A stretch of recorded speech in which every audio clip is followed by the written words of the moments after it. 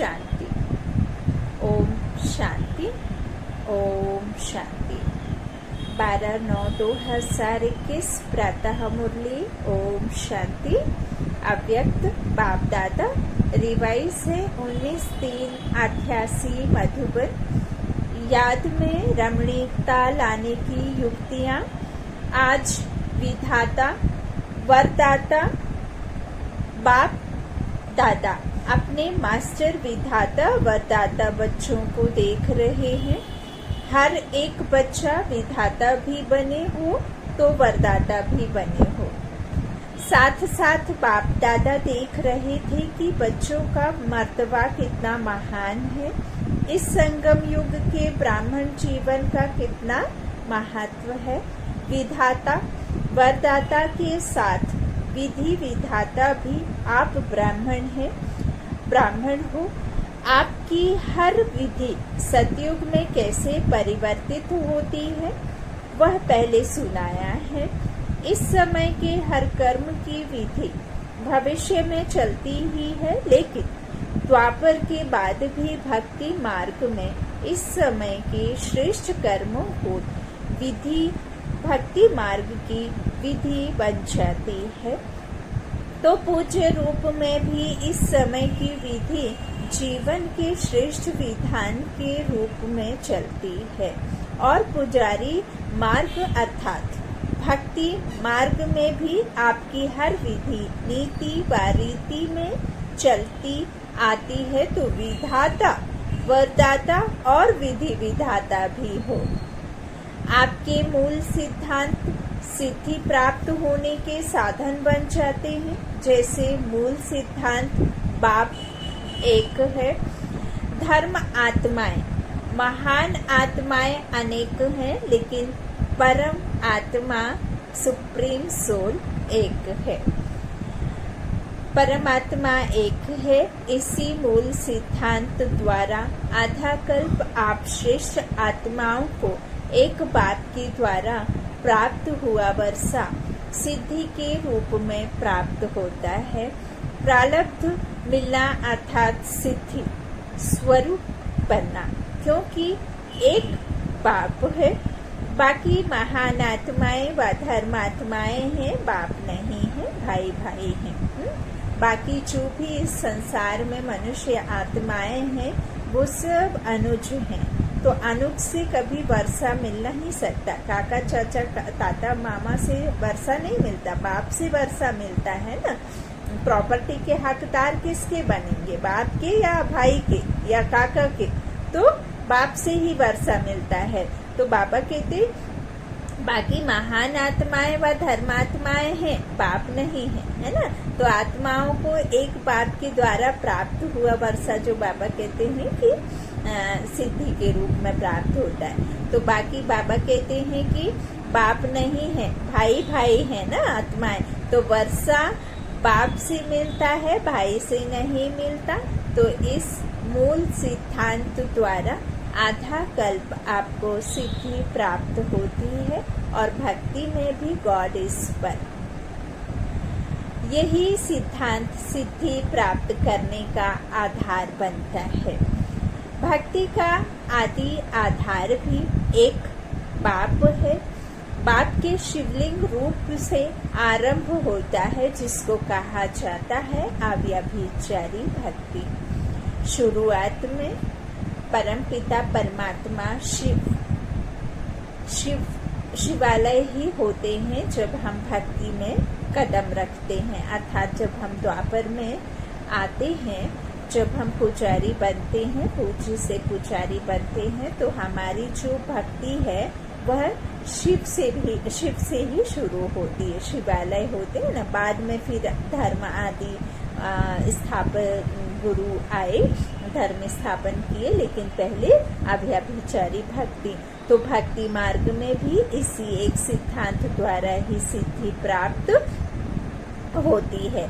बाबा कहते हैं कि भक्ति का आदि जो आधार भी है ना, तो एक बाप के शिवलिंग के रूप में शिवलिंग रूप से आरंभ होता है, जिसको कहा जाता है अव्यभिचारी भक्ति। तो भक्ति मार्ग में भी इसी एक सिद्धांत द्वारा ही सिद्धि प्राप्त होती है कि बाप एक है।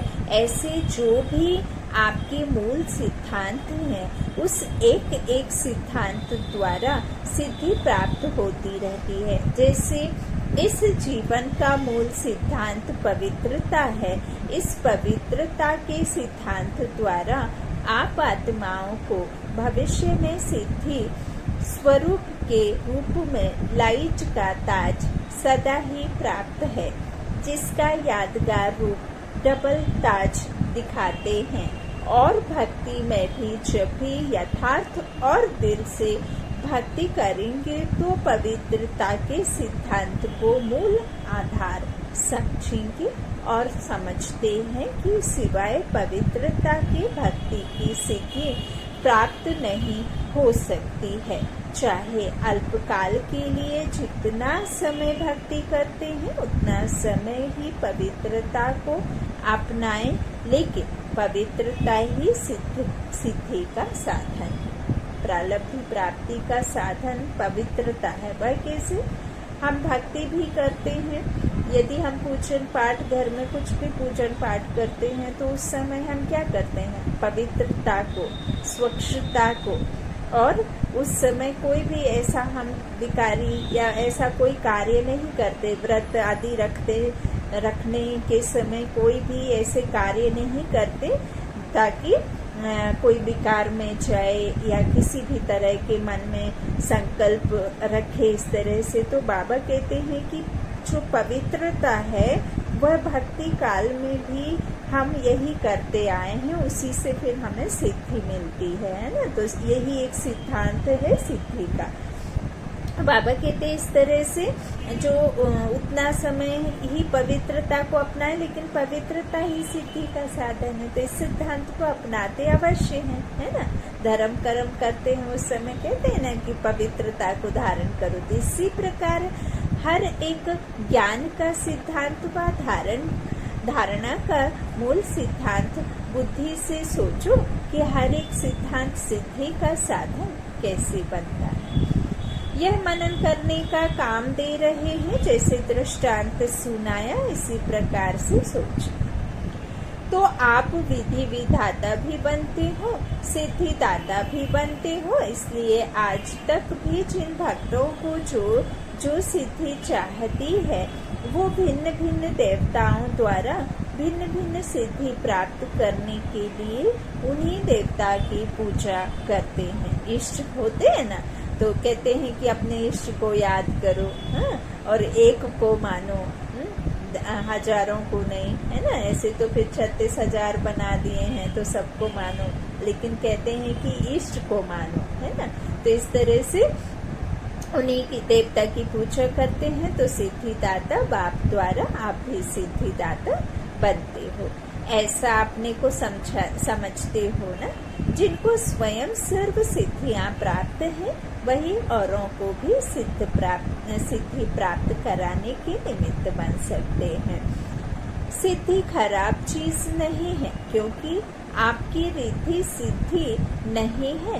रिद्धि सिद्धि जो होती है वह अल्पकाल के लिए प्रभावशाली होती है, लेकिन आपकी यथार्थ विधि द्वारा सिद्धि है। ईश्वरीय विधि द्वारा जो सिद्धि प्राप्त होती है वह सिद्धि भी ईश्वरीय सिद्धि है।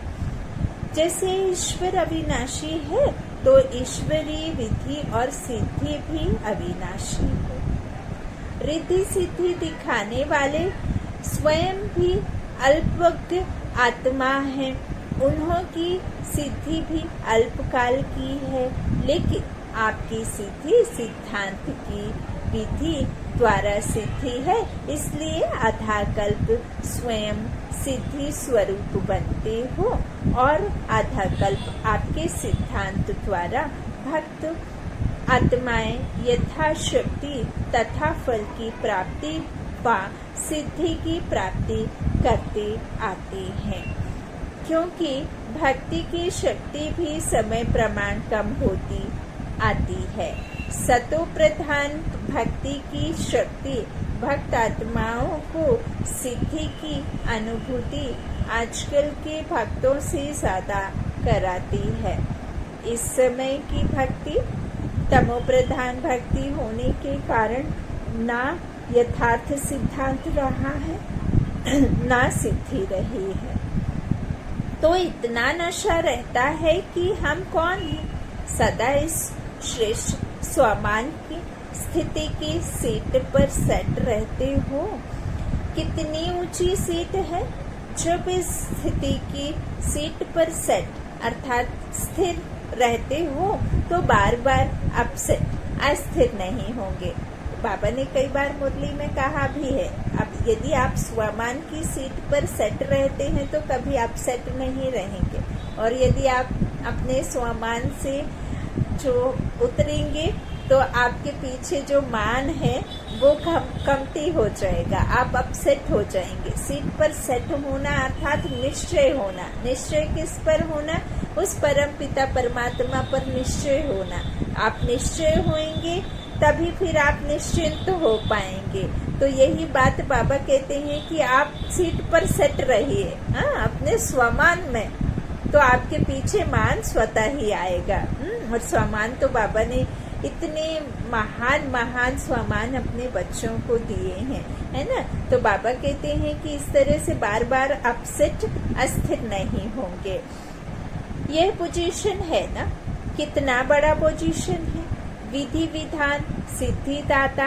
तो जब इस पोजीशन में स्थित होंगे तो माया अपोजिशन नहीं करेगी, सदा ही सेफ रहेंगे। अपसेट होने का कारण ही यह है कि अपनी श्रेष्ठ स्थिति की सीट से साधारण स्थिति में आ जाते हो। तो याद में रहना व सेवा करना एक साधारण दिनचर्या बन जाती है। तो बाबा कहते हैं इस तरह से सेवा करना एक जो है साधारण क्या हो जाती है, दिनचर्या बन जाती है। लेकिन याद में भी बैठते हो तो अपने कोई ना कोई श्रेष्ठ स्वमान की सीट पर बैठो। याद में भी बैठते हैं तो हम एक स्वमान लेते हैं ना, जैसे कि हम बाप दादा के पास जाते हैं, सूक्ष्म वतन में जाते हैं, फिर हम शांति धाम में जाते हैं, हम अपने घर जाते हैं, फिर बाबा के प्यार में बाबा के लव में लीन होते हैं, फिर हम बाबा के साथ जो भी उनके सद्गुण हैं, हम आत्मा के सद्गुण हैं उसमें टिकते हैं। बाबा की शक्तिशाली किरणों को हम अपने में संपूर्ण महसूस करते हैं, भरते हैं।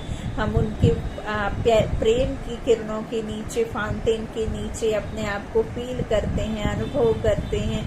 तो इस तरह से जो स्वमान में टिकना, बाबा कहते हैं कि जब इस पोजीशन में स्थित होंगे तो कभी भी आपको माया अपोजिशन में नहीं करेगी। तो स्थिति जो श्रेष्ठ स्थिति की सीट से साधारण स्थिति में आ जाते हैं, है ना। तो बाबा कहते फिर याद में रहना व सेवा करना एक साधारण दिनचर्या बन जाती। लेकिन याद में बैठते तो कोई ना कोई, बाबा कहते श्रेष्ठ स्वमान की सीट पर बैठो।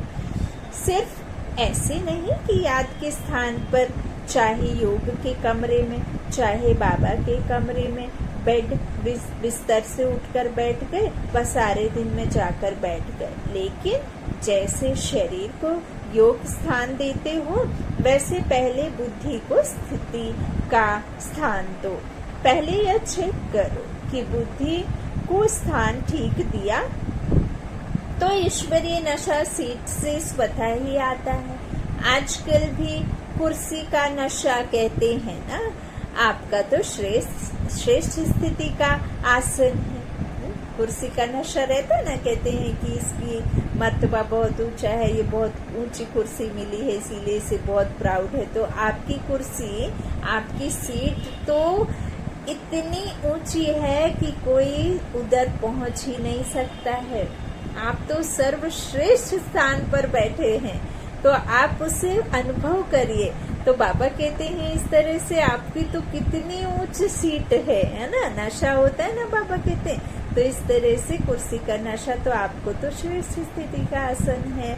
कभी मास्टर बीज रूप की स्थिति के आसन पर सीट पर सेट हो, कभी अव्यक्त फरिश्ते की सीट पर सेट हो, कभी विश्व कल्याणकारी स्थिति की सीट पर सेट हो। ऐसे हर रोज भिन्न भिन्न स्थिति के आसन पर व सीट पर सेट होकर बैठो, है ना। रोज एक ही एक नहीं, भक्ति में रट्टा मारते हैं एक ही एक मंत्र का। यहाँ तो बाबा हर रोज कहते हैं मुझसे नई नई बातें करो, रिहान करो, नया नया लाओ, नई नई बातें करो, नया नया सुनाओ, है ना, और सुनो। तो इस तरह बाबा कहते हैं भिन्न भिन्न स्थिति के आसन पर व सीट पर सेट होकर बैठो। अगर किसी को भी सीट सेट नहीं होती तो हलचल करते हैं ना, है ना। किसी को अनकंफर्ट रहता है तो बार बार अनकंफर्ट फील होता है तो बार बार हलचल में आते हैं ना, तो कभी ऐसा करेंगे कभी वैसा करेंगे। तो यह बुद्धि भी बाबा कहते यह बुद्धि भी हलचल में तब आती है जब सीट पर सेट नहीं होते। जानते तो सब हैं कि हम यह हैं। अगर अभी ये पूछें कि आप कौन हैं तो लंबी लिस्ट अच्छी निकल आएगी, लेकिन हर समय जो जानते हो वह अपने को मानो। हम कौन हैं, मैं कौन, मेरा कौन, है ना। तो वह अपने को मानो, सिर्फ जानो नहीं। और साक्षी होकर देखना, है ना। ऐसे नहीं है कि हम जानते हैं लेकिन मानो भी उसे। तो बाबा कहते हैं जानो नहीं मानो, क्योंकि जानने से सूक्ष्म में खुशी तो रहती है। हाँ, मैं यह हूँ, लेकिन मानने से शक्ति आती है। और मानकर चलने से नशा रहता है। जैसे कोई भी पोजीशन वाले जब सीट पर सेट होते हैं तो खुशी होगी लेकिन शक्ति नहीं होगी। तो जानते हो लेकिन मानकर चलो और बार बार अपने से पूछो, चेक करो कि सीट पर सेट हूँ या साधारण स्थिति में नीचे आ गया। जो औरों को सिद्धि देने वाले हैं वह स्वयं हर संकल्प में, हर कर्म में सिद्धि स्वरूप अवश्य होंगे, दाता होंगे। सिद्धि दाता कभी यह सोच भी नहीं सकते कि जितना पुरुषार्थ करते हैं व मेहनत करते हैं इतनी सिद्धि दिखाई नहीं देती है। वह जितना याद में अभ्यास करते हैं उतनी सिद्धि नहीं अनुभव होती है। इससे सिद्ध है कि सीट पर सेट होने की विधि यथार्थ नहीं है, रमणीक ज्ञान है। रमणीक अनुभव स्वतः ही सुस्ती को भगा देता है। यह तो कई कहते हैं ना, वैसे नींद नहीं आएगी लेकिन योग में नींद अवश्य आएगी। कई मुरली सुनने में भी बहुत नींद उबासी लेते हैं ना। तो यह क्यों होता है? ऐसी बात नहीं कि थकावट है, लेकिन रमणीक रीति से और नेचुरल रूप से बुद्धि को सीट पर सेट नहीं करते हो। पढ़ाई कोई भी हो, चाहे स्पिरिचुअल हो, चाहे लौकिक जीवन में पढ़ाई हो या गृहस्थ के कार्य की पढ़ाई हो या कोई भी पढ़ाई हो, यदि आपको उसमें शौक नहीं है, उसमें इंटरेस्ट नहीं है, तो उसमें आपको पढ़ने में मजे लेकर, है ना, जॉली मतलब कभी भी फन लेकर के पढ़ना है। जो हम कर्म भी कर रहे हैं तो वह भी हमें पार्ट मिला हुआ है आपको एक्ट करने के लिए। तो आपका एक्ट कैसा होना चाहिए? नंबर 1 होना चाहिए ना। तो फिर ऐसे जो बाबा कहते हैं फिर सीट कैसे कहेंगे? नेचुरल रूप से बुद्धि को सीट पर सेट नहीं करते हो तो सिर्फ एक रूप से नहीं लेकिन वैरायटी रूप से सेट करो। वही चीज अगर वैरायटी रूप से परिवर्तित कर यूज करते हो तो दिल खुश होती है। चाहे बढ़िया चीज हो, चाहे अगर एक ही चीज बार बार खाते रहो, देखते रहो तो क्या होगा?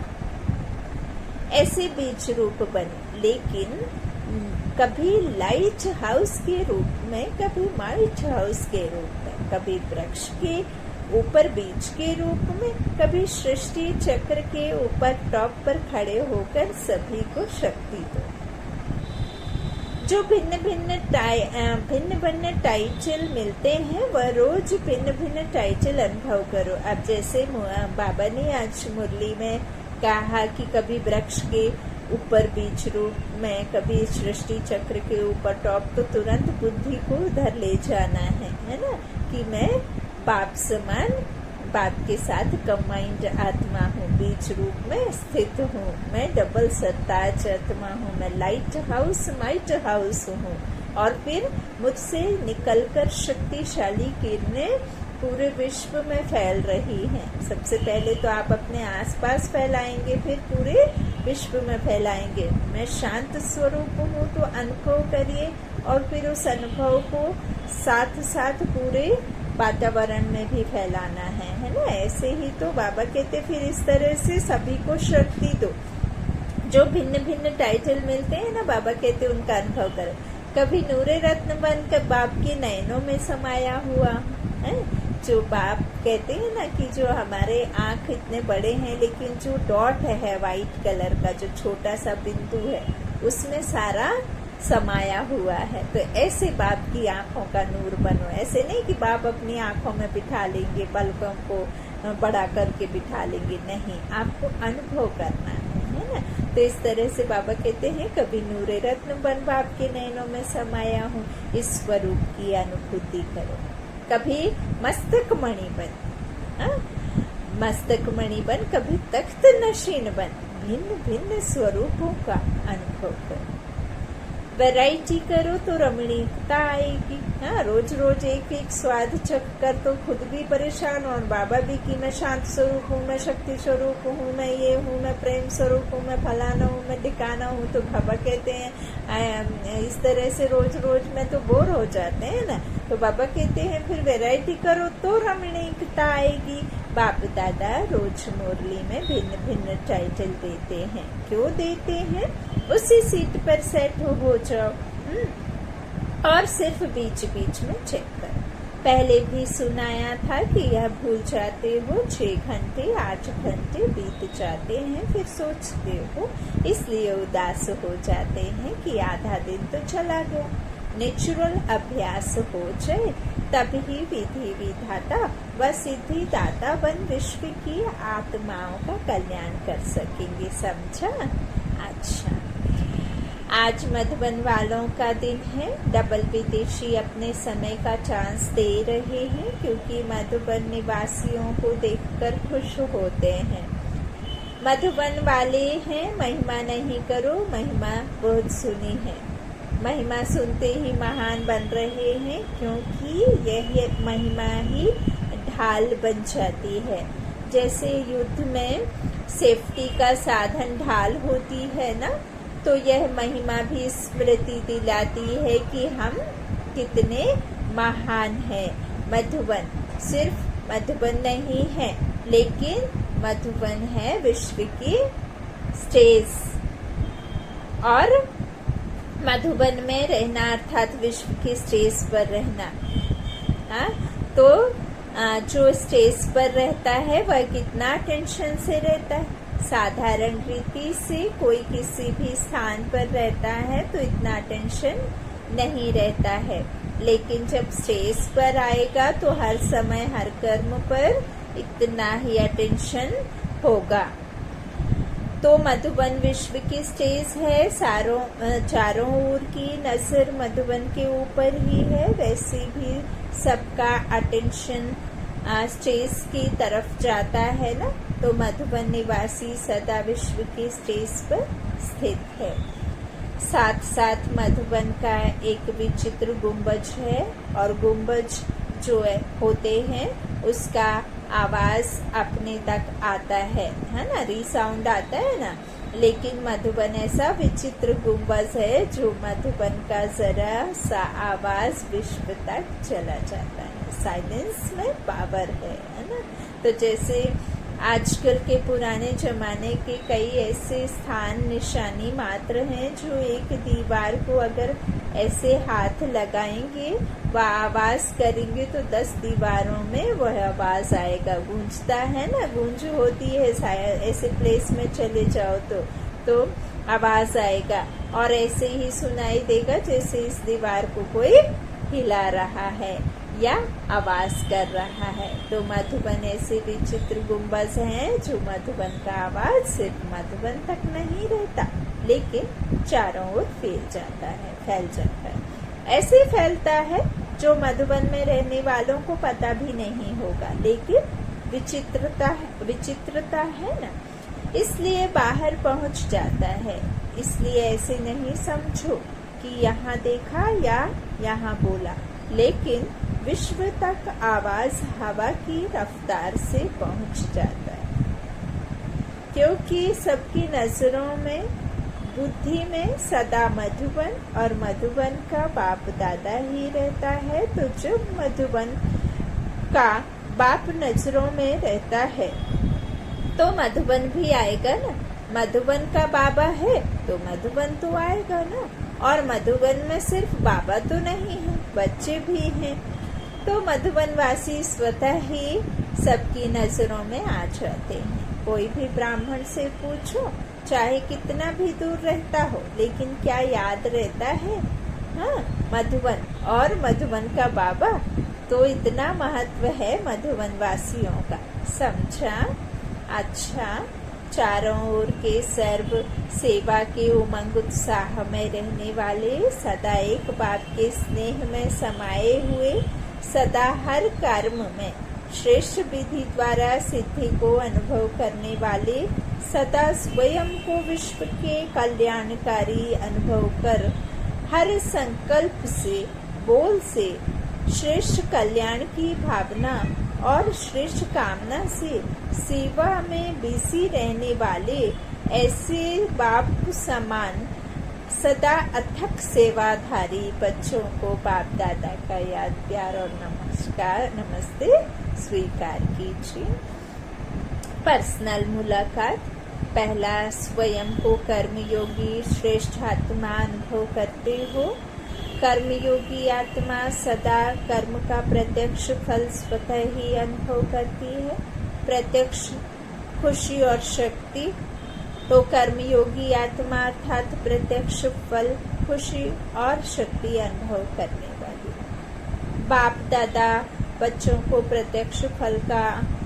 प्रत्यक्ष फल प्राप्त कराने वाले हैं।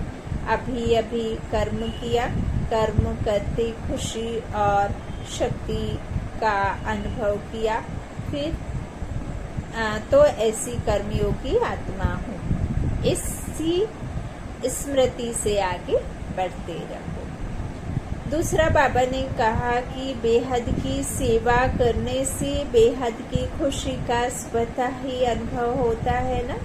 बेहद का बाप बेहद का अधिकारी बनाते हैं, बेहद सेवा का फल, बेहद का राज्य भाग्य स्वतः ही प्राप्त होता है। जब बेहद की स्थिति में स्थित होकर सेवा करते हो तो जिन आत्माओं के निमित्त बनते हो, उनकी दुआएं स्वतः आत्मा में शांति और सुख की अनुभूति कराती है। एक स्थान पर बैठे भी बेहद सेवा का फल मिल रहा है। इस बेहद के नशे से बेहद का खाता जमा करते आगे बढ़ते चलो। आज का वरदान बाबा ने दिया, सेकंड में देह रूपी चोले से न्यारा बन कर्म भोग पर विजय प्राप्त करने वाले सर्वशक्ति संपन्न भव। जब कर्म भोग का जोर होता है, कर्मेंद्रियां कर्म भोग के वश अपनी तरफ आकर्षित करती हैं, अर्थात जिस समय बहुत दर्द हो रहा हो, ऐसे समय पर कर्म भोग को कर्म योग में परिवर्तन करने वाले साक्षी हो कर्मेंद्रियों से भोग पाने वाले ही सर्वशक्ति संपन्न अष्ट रत्न विजयी कहलाते हैं। इसके लिए बहुत समय का देह रूपी चोले से न्यारा बनने का अभ्यास हो। यह वस्त्र दुनिया की व माया की आकर्षण में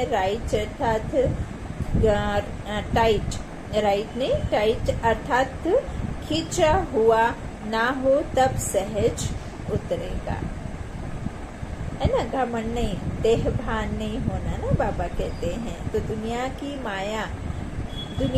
व माया की आकर्षण में टाइट अर्थात खींचा हुआ ना हो, तब सहज उतरेगा। आज का स्लोगन है, सर्व का मान प्राप्त करने के लिए निर्माण चित्त बनो। निर्माणता महानता की निशानी है। सर्व का मान प्राप्त करने के लिए निर्माण चित्त बनो। निर्माणता महानता की निशानी है। ओम शांति, ओम शांति, ओम शांति।